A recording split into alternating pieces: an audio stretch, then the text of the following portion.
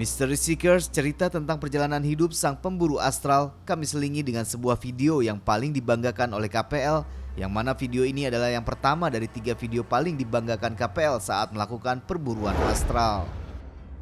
Waktu di salah satu hotel itu, pertama pocong. Saya aja masih ngeduga itu orang, ya kan?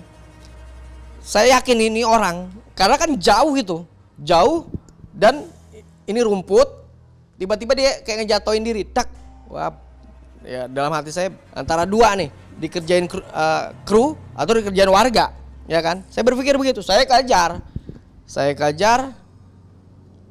Kalau dia lari ke kanan, itu terputus, itu ada jembatan, itu masuk ke danau. Kalau dia lari ke kiri saya, jelas mata saya mungkin kalau kamera bisa goyang-goyang, tapi mata saya nggak mungkin goyang, gitu. Itu nggak ada.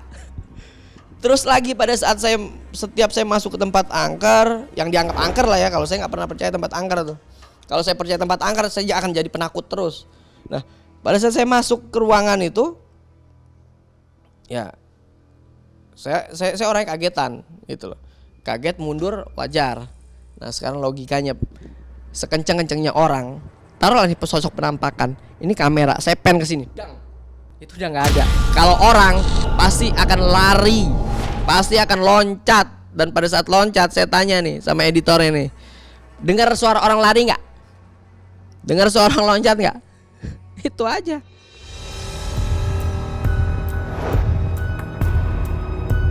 Assalamualaikum warahmatullahi wabarakatuh. Ya hadamul hadab, ya hadamul rah, ya hadamul gaib, ya hadamul jasad. Hadir, muncul sini.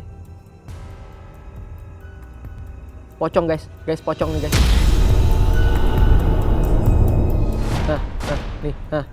Nih, pocong guys, jatuh guys. Ini sepertinya nih orang nih guys.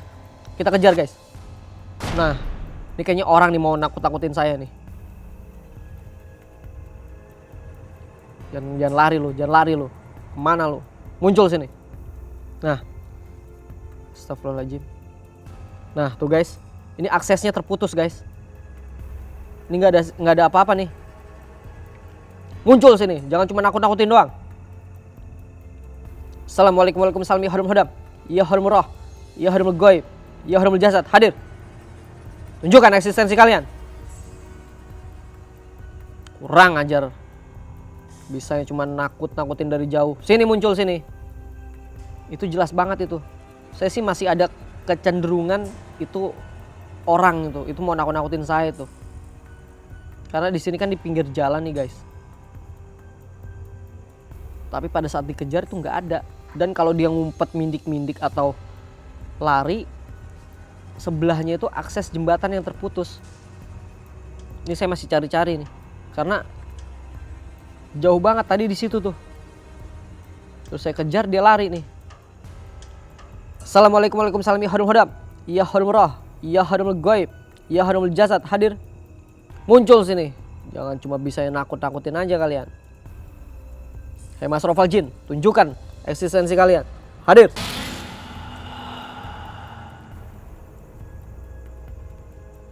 Ya, ini suasana ini sepi. Terus banyak tumbuhan dan pepohonan. Yang saya khawatirkan itu cuma satu di sini, ular.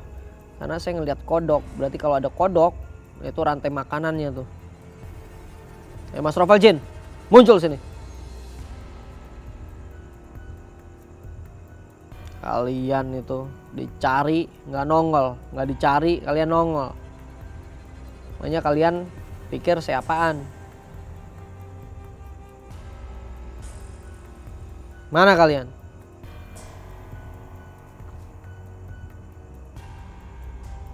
Ini nggak ada apa-apa guys.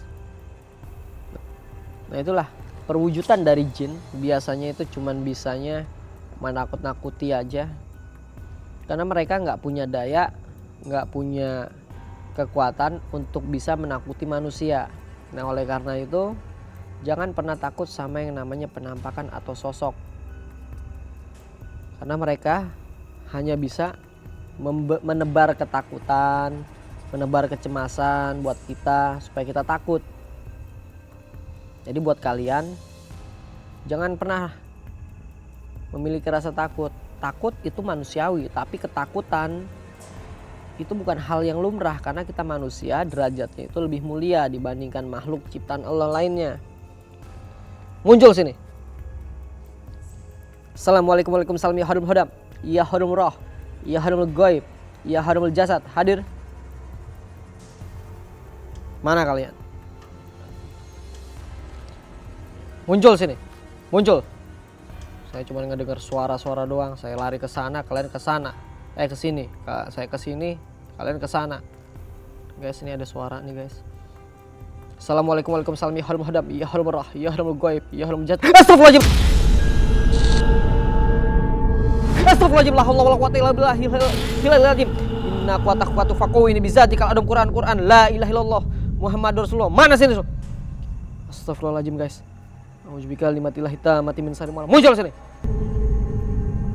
Astagfirullahaladzim, penampakan apa itu tadi, guys? La haula wala quwata illa billahil azim. Astagfirullahaladzim. Astagfirullahaladzim. Astagfirullahaladzim. Astagfirullahaladzim. Ya guys, itu sosok bener-bener sosok terjelek yang baru kali ini saya ngeliat. Karena matanya itu hampir mau lepas dari matanya dan ada beberapa mata di sekujur mukanya dan mulutnya itu kayak gernyem-gernyem. Ini kayaknya saya sudahin dulu nih penelusuran kali ini.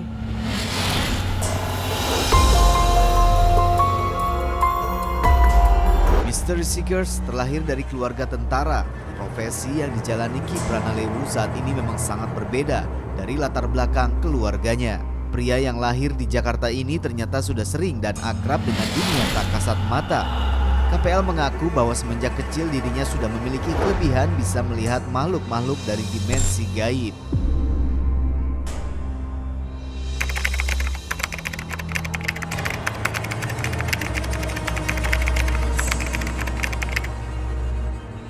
Ya pastilah manusiawi itu.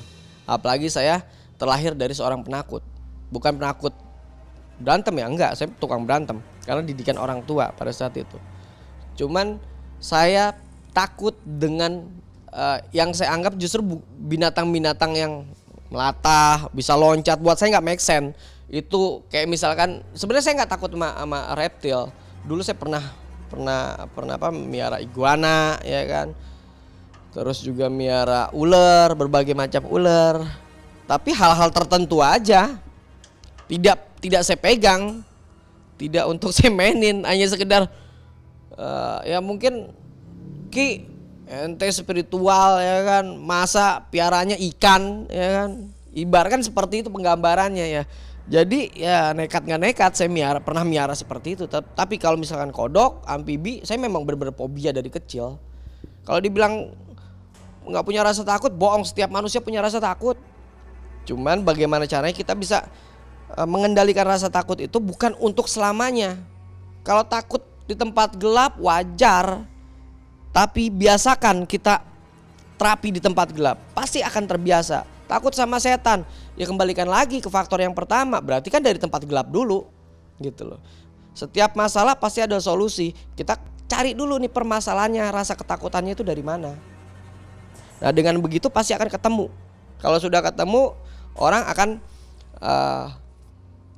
menjadi setidaknya memiliki rasa keberanian. Walaupun mungkin gak full, nah, tetapi itu tetap harus dilatih keberanian itu. Ya di samping diiringi dengan doa.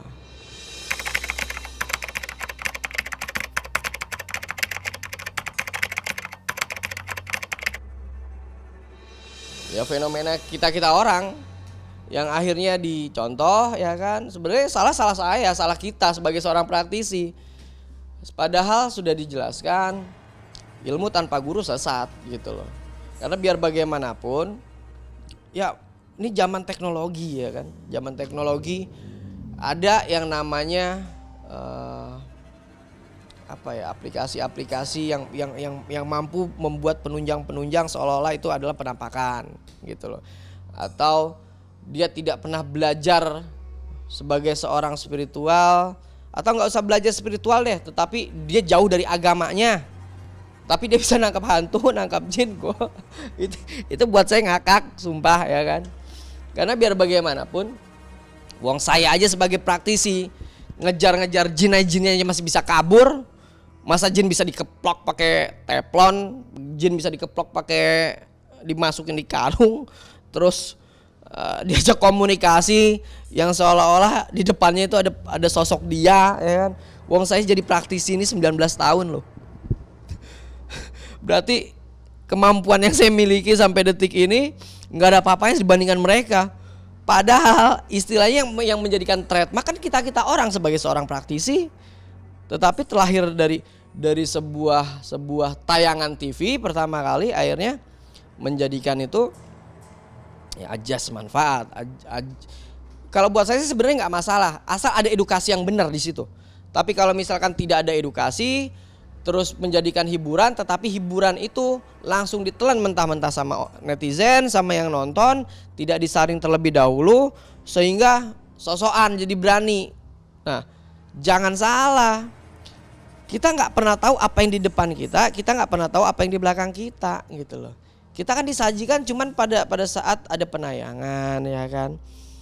Nah, biar bagaimanapun kita ini boleh menonton tayangan yang kesannya itu membuat kita menjadi inspiratif atau menjadi edukatif, tapi edukatifnya benar-benar sesuai dengan koridor, bukan cuma sebatas kepercayaan atau katanya, gitu loh.